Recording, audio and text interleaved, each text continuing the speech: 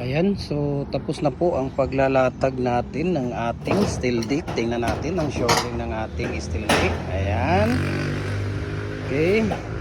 So, panoorin ninyo yung video, yung buong video nito para mayroon kayong idea, no? Dapat dito talaga susukatin ang gusto, no? Tamang-tama lang talaga ang pagsusukat dahil napakahirap po magputol ng steel deck, no? Kaya, ayan. Yan yung shoring natin, ayan, oh. Napakahirap, no, magputol ng tawag dito. Napakahirap magputol ng steel deck, kaya dapat sukat talaga ng ano. Ayan, panoorin ninyo ang buong video na to. Marami kayong matututunan dito sa paano mag-i-install ng steel decking. Ayan, kung nagustuhan niyo yung video natin, share and follow na po kayo. God bless po, bye bye. Bukas, papakita natin dito bukas kung paano natin i-install yung ilalagay yung steel deck. Ayan. Nandito yung steel deck natin, no. Papakita natin bukas kung paano natin i-install, ilalagay ito.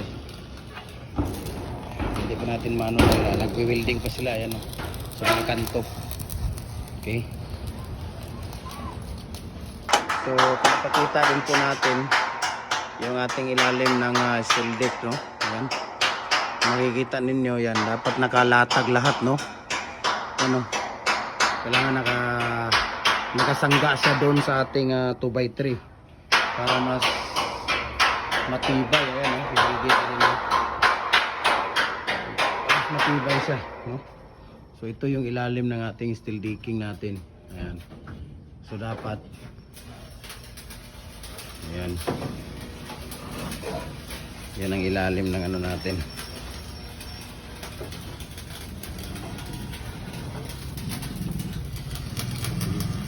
Pero nagwi-welding pa sila dito, no? Welding pa nila yung mga gilid natin. So mag-installation na tayo ng steel decking bukas, no? Or ngayon, no? Pagkatapos ni Kuya dito. Yes, Kuya, mayroon pa siyang tinatapos dito. Mag-layout na tayo para sa steel deck natin. Ayan, no? So kung nakita niyo yung butas na yan. So yan ang ibig sabihin na hindi siya iskwalado itong poste natin. So yung nasa gitna ay sumubra siya. So ito ay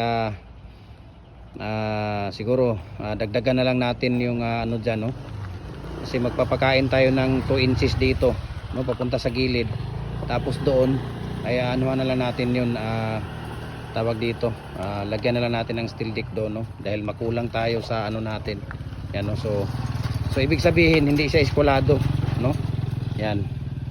So shout out sa maso natin diyan, ha. Maso natin, no. Kita mo ang laki, oh, laki ng awang doon, oh, laki ng butas, oh. Yan. Laki ng butas. So ito malaki ang tawag dito, butas. So labas yung mga hinyo diyan. Kung ano ang resolution dito. Ayan, malaki ang butas, oh. So kakain pa tayo ng dos, no, 2 inches, no, papunta dito sa wuling natin. Ayan. So yung mga hinyo dyan labas na. Ayan, para makita natin kung yung resolution natin dito.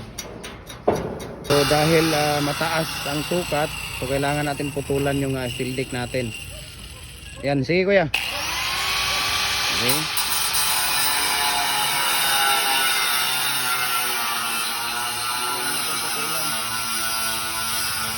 So ang gamit natin dito, idol, no, yung tawag dito, diamond cutting base na number 4. Sobra siya ng mga 8 inches.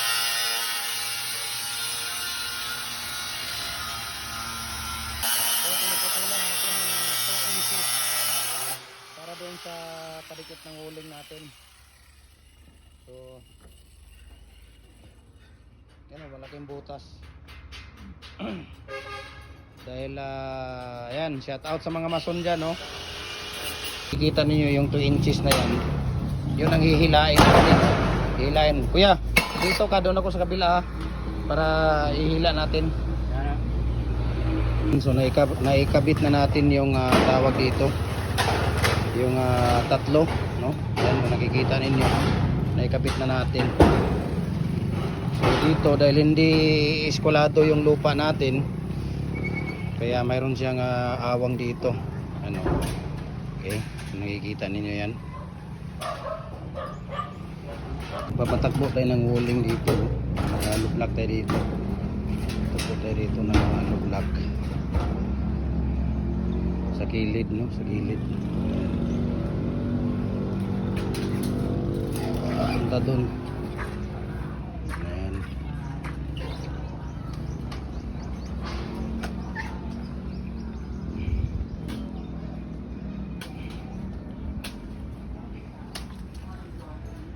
Kailangan yung naka-vertical natin ay naka-welding po siya, no? Para pulido yung trabaho natin. Okay. Kailangan naka-welding po yung vertical natin. Ayan, kasi paglalagyan na natin, no? Mag-walling na tayo dito ng D4, no? D4 na hollow blocks po ang gamit natin dito sa second floor para hindi masyadong mabigat. Ayan. Para hindi mahihirapan yung natin, yung foundation natin. No, wiwildingin natin yan dyan dahil yan ang nagpapatibay ng ating steel deck. Okay, yan. So dito every 60 po siya, no? Ayan, tapos dito na naman wiwildingin yan, tapos doon, ayan, hanggang doon yan paikot, no? Hanggang doon paikot yan. Yan po ang tamang pag-install ng ating steel deck. So ayan, kung nakikita ninyo, wini-welding namin yung gilid ng steel deck dito sa vertical natin, no. Dinidikit natin doon sa vertical natin sa ating hollow blocks. Ayan, napaikutan namin yan, no. Napaikutan namin, ayan, kung makikita ninyo, para rest assured na yung steel deck natin ay nakakapit, no. Nakakapit siya. Ayan, kung makikita ninyo, paikot yan, no. Yan, naka-welding yan siya paikot. Tapos mayroong kawang dito. So kailangan natin, kasi hindi naman na paglagay nitong poste, shout out sa ating mga mason dyan, no? Hindi masyadong na 0-0 yung ating poste. Ayan, no? So mayroon talagang diferensya. Ayan. Tapos papakita ko rin dito sa inyo sa dulo, no? Sa dulo ng natin. Ayan. Dito maglalagay din tayo dito ng maglalagay din tayo dyan ng dinidikitan niya.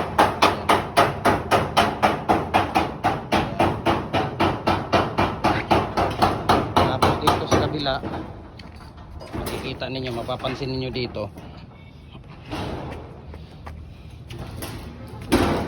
try na namin ditong pinipix na namin siya, no? Makikita nyo, pinipix na namin, ayan, no? Fix na namin yan doon, no? 2 inches lang ang palabas natin, no? Mula sa beam doon natin i-welding siya. Ayan. So naghintay kami ng dalawa pa dahil hindi namin tinanggap yung una, yung dalawa, dahil ano po siya, nabali. So hindi namin tinanggap, no? Dahil long span po ito, 15 meters, nabali siya. So hindi namin tinanggap, kaya hinintay namin yung dalawa bago namin ma-install ulit. Ayan. So yan, hinihinang din natin, no? Makikita niyo, hinihinang din natin yan, no? Para kakapit talaga yung steel deck, no? Yan, makikita niyo, meron tayong hinihinang dyan hanggang doon sa dulo, no? Paikot yan, paikot, no? Yan, paikot yan.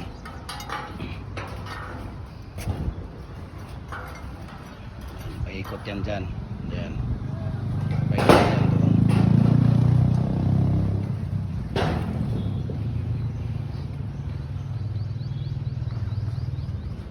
Okay.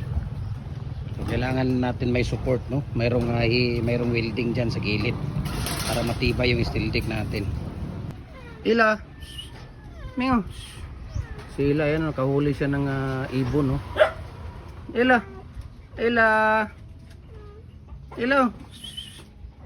Ali, come here. Nakahuli siya ng ibon, no? Ayan, so nagpakain lang tayo dito, no, sa H-beam natin ng mga trays, no, kasi sayang, mataas naman yung natin, yung na-order natin na steel deck. Tapos wiwildingan pa natin yan dyan, no, kagaya dito. Ayan, paikot, ayan, may mga welding na yan, ayan, welding, ayan, naka-welding yan sa doon sa H-beam. Ayan, paikot yan doon, ayan, paikot doon yan. So ngayon dito, dahil hindi naman na eskwalado itong ano natin, no? Shout out sa maso natin dito. Ayan, no? May butas, so kailangan natin yan tapakan, no? Tapalan natin ng steel deck din. So paikot doon yan, no? Dito. Okay, na-delayed yung steel decking namin dahil nabali yung dalawa, kanina lang dumating. Ayan, no? May mga welding yan dyan, ano, paikot. Ayan, ayan, paikot. Okay, tapos dito, ito yung steel deck na dumating kanina, kaya ito ang ipipix namin ngayon, no? Ayan, kung makikita ninyo yan dyan. Ayan, so pakain lang tayo ng dos dito sa gilid-gilid, no? Ayan, so almost nalatag na po natin lahat, no? Yung steel deck natin. Ayan.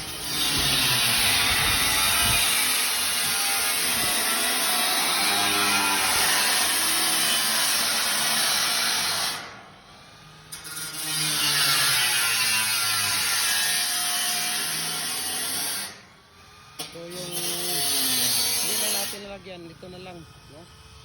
So ito yung natin.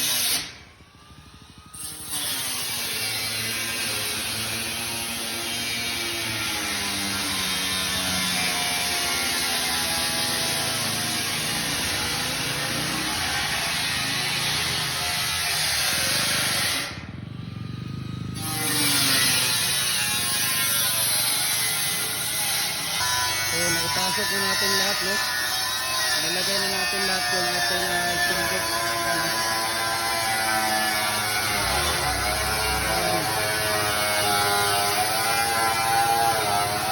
Nilagay na natin lahat yung ating steel deck.